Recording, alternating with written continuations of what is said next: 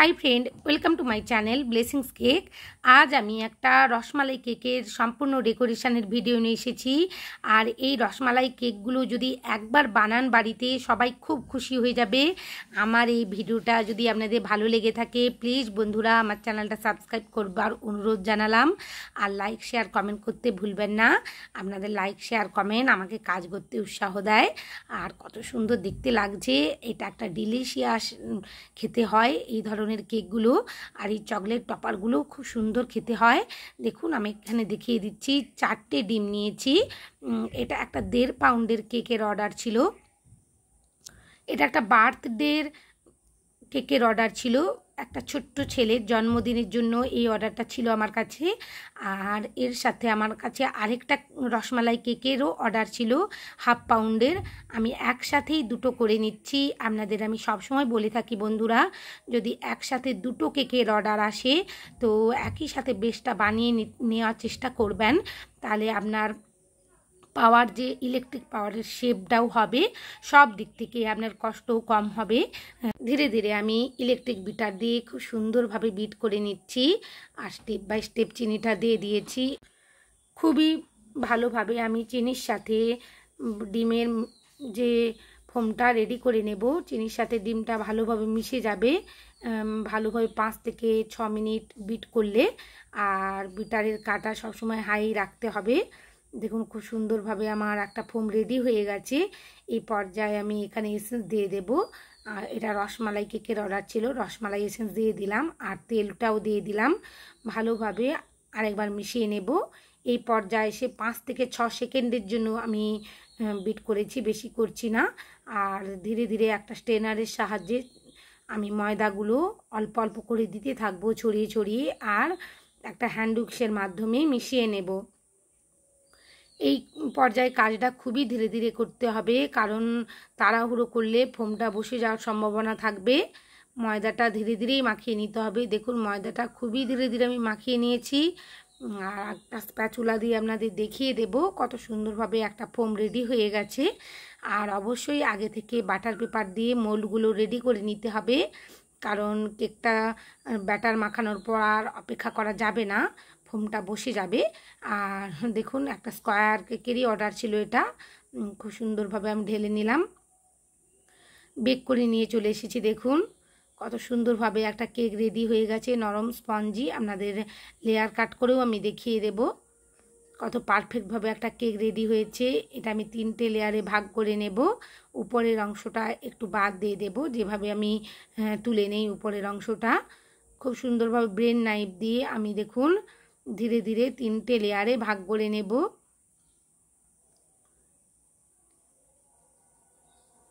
এইভাবে যদি আমার রেসিপি ফলো করে কেক বানান বন্ধুরা, একটা অসাধারণ স্পঞ্জ বানিয়ে কেক বানাতে পারবেন। বাড়িতে অবশ্যই চেষ্টা করবেন, সবাইকে খুব খুব খুশি করে দেবেন বাড়িতে। আর দেখুন আমি কিভাবে 3টে লেয়ারে ভাগ করে নিয়েছি। একটা স্কোয়ার বোর্ড নিয়ে নিয়েছি, তার মধ্যে একটু ক্রিম লাগিয়ে নিলাম। কেকটা একটু দূরেই যাচ্ছিল। ভালোভাবে রসমালাইটা দিয়ে সোপ করে নেব। আর রসমালাই কেক সবসময় বন্ধুরা রসমালাই দিয়েই সোপ করার চেষ্টা করবেন। আর সুগার সিরাপ দিলে অতটা টেস্টি হবে না। দোকানে তো রসমালাই বেশি দেয় না, তাই বাড়িতে অল্প করে মিল্ক নিয়ে এসে, প্যাকেট মিল্ক নিয়ে এসে ভালোভাবে একটু গাঢ় করে নিয়ে তার মধ্যে সুগার দিয়ে দোকান থেকে আনা রসমালাই মিষ্টি আর একটু যে রস দেয় ওইগুলো মিশিয়ে নিলে খুব সুন্দর একটা টেস্টের রসমালাই মিষ্টি রেডি হয়ে যাবে। আর ধীরে ধীরে দেখুন আমি মিষ্টিটাও দিয়ে দিচ্ছি। আর মিষ্টিটা চারিদিকে ছড়িয়ে দিতে হবে ভালোভাবে, এক জায়গায় দিয়ে দিলে হবে না, যাতে প্রত্যেকটা বাইটের মধ্যে এই মিষ্টিটা পড়ে আর খেতে অসাধারণ হয় কেকটা। যখন প্রত্যেকটা বাইটে এই মিষ্টিগুলো পড়বে খেতে খুবই ভালো লাগবে। আর এখানে আমি আমন্ড আর কাজু আর পেস্তা এই 3টে বাদাম ভালোভাবে কুচো করে নিয়েছি, লেয়ারের মধ্যে দিয়ে দিলাম। আর একটু কোয়ালিটি মেনটেন করে কেকগুলো বানালে কাস্টমার খুবই খুশি হয়ে যায়। আর রসমালাই কেকগুলো টেস্ট ফিলিংয়ে এই সমস্ত জিনিস দিয়ে যদি বানানো যায় অসাধারণ খেতে হয় বন্ধুরা। দেখুন আমি আবার কথা বলতে বলতে দ্বিতীয় লেয়ারটাও বসিয়ে দিয়েছি। একই রকমভাবে রসমালাই দিয়ে সোপ করে নিলাম আর উপর থেকে ক্রিম দিয়ে দিচ্ছি। ক্রিমটা অবশ্যই ভালোভাবে লেয়ার স্প্রেড করে নিতে হবে। আর সাইড থেকে একেবারে ক্রাম কোটিং করে নিচ্ছি। একটু নিট অ্যান্ড ক্লিনভাবেই বানাতে হবে স্কোয়ার কেকগুলো। আমার যে সমস্ত বন্ধুদের বানাতে অসুবিধে হয়, আমার এই ভিডিওটা দেখে অবশ্যই পারবেন পারফেক্টভাবে। আর একই রকমভাবে মিষ্টি দিয়ে দিলাম আর বাদামটাও দিয়ে দিলাম। আমার এই কেকের ফিলিংগুলো যদি ভালো লেগে থাকে, প্লিজ আমার এই ভিডিওটা একটা লাইক অবশ্যই করবেন বন্ধুরা। আর আমার চ্যানেলে নতুন এসে থাকলে সাবস্ক্রাইব করবার অনুরোধ জানালাম। দেখুন ধীরে ধীরে আমি এখানে লাস্ট লেয়ারটাও দিয়ে দিলাম, স্পঞ্জ বসিয়ে দিলাম। আর একই রকমভাবে এখানে রসমালাই দিয়ে সোপ করে নিচ্ছি। ভালোভাবে সোপ করে নিতে হবে, নাহলে ফ্রিজে রাখার পর কেকটা ড্রাই হয়ে যাওয়ার সম্ভাবনা থাকে। একটু বেশি করে ক্রিম দিয়ে দিয়েছি, লেয়ারের মধ্যে ভালোভাবে স্প্রেড করে নেব। আর ক্রাম কোটিং করে ফ্রিজের মধ্যে আমি 15 থেকে 20 মিনিট রেখে দেব, যাতে কম ক্রিমের উপর খুব ভালোভাবে একটা ফিনিশিং আনা যায়। এই ধরনের কেকগুলো একটু ফ্রিজের মধ্যে সেট করে রেখে করলে খুব ভালোভাবেই বানানো যায়। দেখুন আমি অল্প অল্প করে ক্রিম সাইড অংশ থেকে দিয়ে দিচ্ছি আর ভালোভাবে ক্রামগুলো কোট করে নেওয়ার চেষ্টা করছি। ফ্রিজের মধ্যে সেট করতে রেখে দিয়েছিলাম 15 মিনিটের জন্য। এরপর একটু ইয়েলো জেল কালার মিশিয়ে নিয়েছি 3 থেকে 4 ড্রপ হোয়াইট কালার ক্রিমের সাথে। আর খুব সুন্দর একটা অফ হোয়াইট কালার এসে গেছে। রসমালাই কেকের কালারগুলো এরকম ধরনের হলে খুব সুন্দর দেখতেও হয় আর খেতেও খুব মন চায় ভালোভাবে। দেখুন ধীরে ধীরে আমি এখানে ফিনিশিংটা করে নিচ্ছি। অল্প অল্প করে ক্রিম ব্যবহার করছি। বেশি ক্রিম কেকের মধ্যে ব্যবহার করলে কেকটা খেতে অতটা ভালো লাগে না বন্ধুরা, তাই অল্প অল্প করে ক্রিম দিয়েই ফিনিশিংটা করার চেষ্টা করবেন। কেকটা খেতে ভালো লাগবে। বেশি ক্রিম দিয়ে দিলে স্পঞ্জের টেস্টটাই চলে যাবে, খেতে খুব একটা ভালো লাগবে না।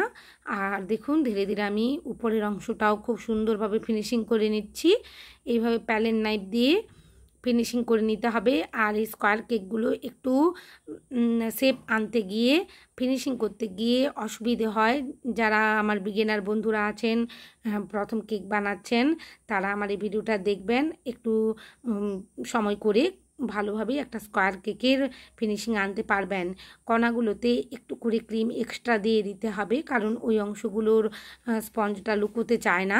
দেখুন ধীরে ধীরে আমি খুবই ধৈর্য সহকারে ধীরে ধীরে কাজগুলো করতে হবে। আর উপরের অংশের এক্সট্রা ক্রিমগুলো আমি তুলে নিচ্ছি। খুব একটা উপরের অংশটা ফিনিশিং না করলেও হবে, কারণ এখানে হোয়াইট গানাশ করেছিলাম। হোয়াইট গানাশের সাথে আমি ইয়েলো জেল কালার মিশিয়ে একটা গানাশ রেডি করেছিলাম, সেটাই এখানে পোরিং করে নেব কেকের মধ্যে। আর ড্রিপিংও করে নিচ্ছি। দেখুন সাইড থেকে সারা কেকটার উপরের অংশটা আমি পুরোটাতেই পোরিং করে নেব। আর ধীরে ধীরে দেখুন একটা পাইপিং ব্যাগের মধ্যে ভরে নিয়েছি গানাশটা।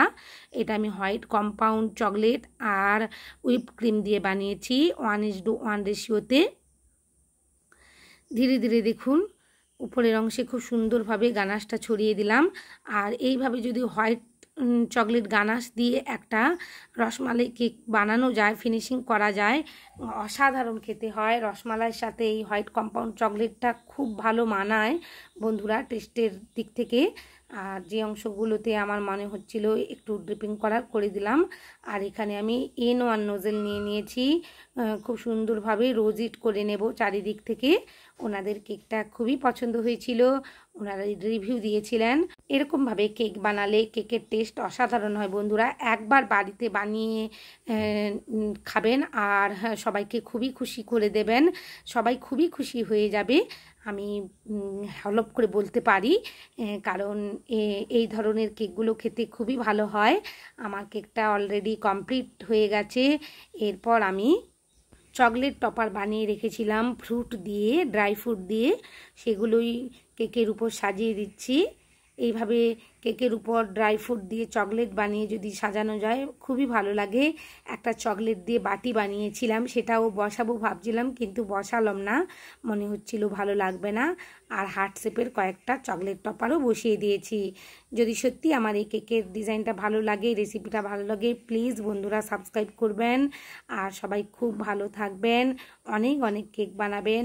আর এই ভিডিওটা ভালো লাগলে লাইক শেয়ার কমেন্ট করতে ভুলবেন না। Thank you.